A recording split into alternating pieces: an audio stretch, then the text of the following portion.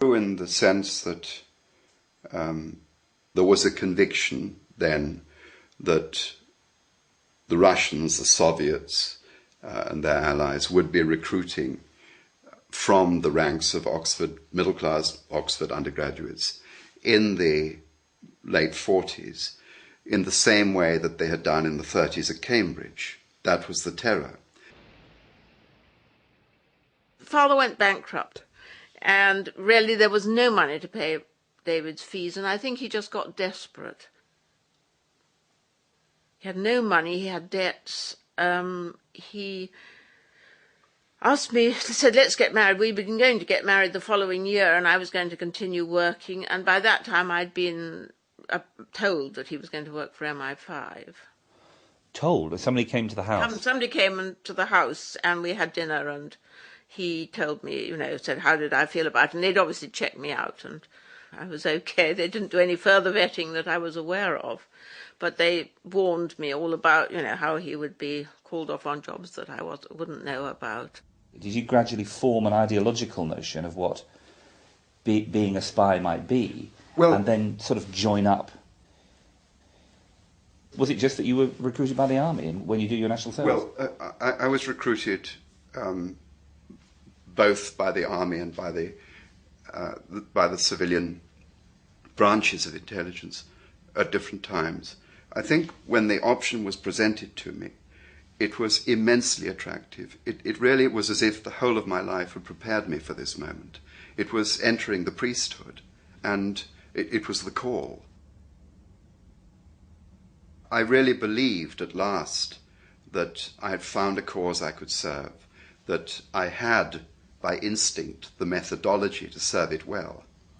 And I also longed for the dignity which great secrecy confers upon you. He had various informers, I think. He was running various informers. Now, I'd say trades unions, but I don't know if it was only that. But the ones I knew about were sort of very often long-term communists who, after 56, got fed up with the whole thing and got worried about the way things were going. That is my assumption. I'm not sure, but I know, there was one rather sweet man who felt terribly sorry for them. It felt like betrayal, but it had a voluptuous quality, as it did for my character. A voluptuous quality in the sense that this was a necessary sacrifice of morality. And that is a very important component of what makes people spy, what attracts them. There is something delicious about being told now, we're going to have to burgle that house tonight. And so we must do this, and we must do this, and we must get the drawings, we must get the plans. And what we'll do is we'll have a policeman outside, and while the owners of the house are away, in case they come back, the policeman will say, I'm sorry, you can't come in, we've had a burglary report in your premises. And these larcenous instincts, which are put to the service of the Crown, do give a kind of buzz, without doubt. That's the delight of the game. He was obviously sort of brilliant there and from the start, and I think Five thought they'd got quite a catch with him. That's my impression now. I mean, I didn't necessarily think it at the time. Until that time, we thought he could make a bit of extra money for us by his painting.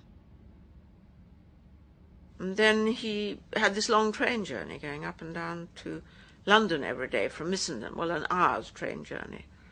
And so he started to write. Smiley, Marston speaking. You interviewed Samuel Arthur Fennon at the Foreign Office on Monday, am I right? Yes, I did. What was the case? Anonymous letter alleging party membership at Oxford.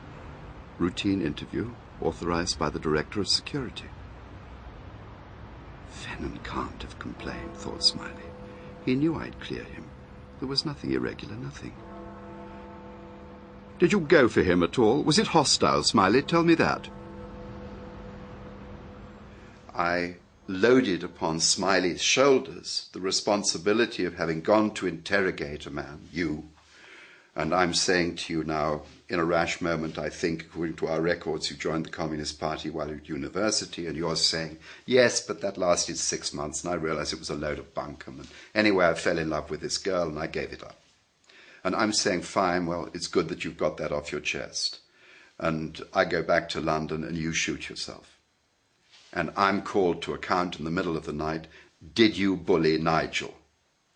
What did you do to him? I mean, Christ, can you imagine what this is going to do for us? You know, we held you personally responsible for this. So Smiley began in that situation where he almost felt set up, and everyone was accusing him of causing a scandal. He says you cast doubts on his loyalty, that his career in the FO is ruined, that he is the victim of paid informers. He said, what? He must have gone stark mad. He knows he's cleared. What else does he want? Nothing. He's dead. Killed himself at 10:30 this evening. Left a letter to the Foreign Secretary. The police rang one of his assistants and got permission to open the letter. Then they told us. There's going to be an inquiry. Smiley, you're sure, aren't you?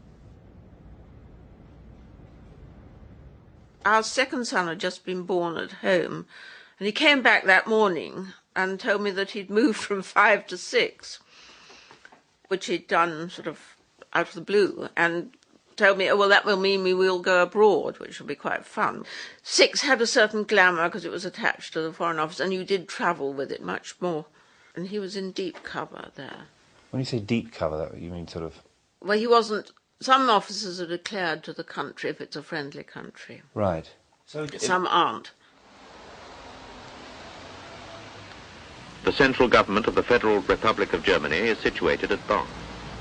Berlin is separated from the west by the Soviet zone and is not in full part of the Federal Republic.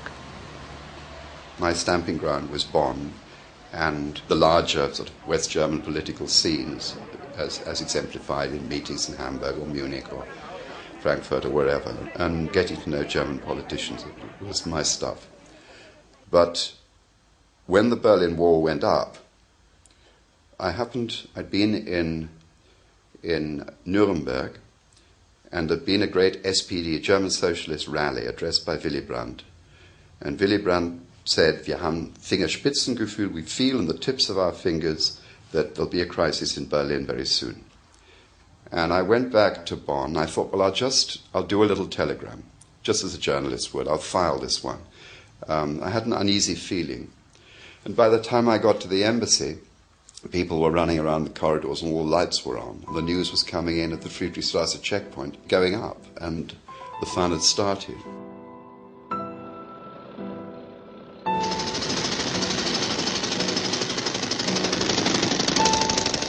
It happened in series, as it were. First it was barbed wire, then it was extended barbed wire, then the ploughed strip came, that was mined. And I was looking for the new book. And I think for 48 hours I didn't sleep at all.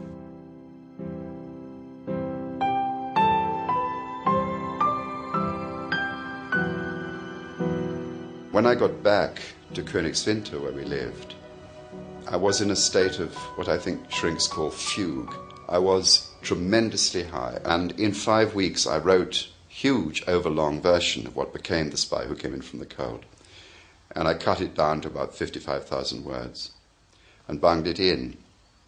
I think I knew then that I'd had one of those moments of what I think of now in retrospect as literary maturity, if you will, a moment when material and subject come together and you feel, yeah, this one's really right. And I was pretty sure that I'd said something that was important about the idiocy of the situation, really, and the human cost of it.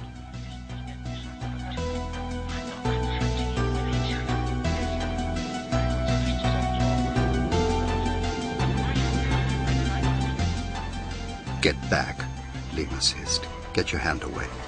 How the hell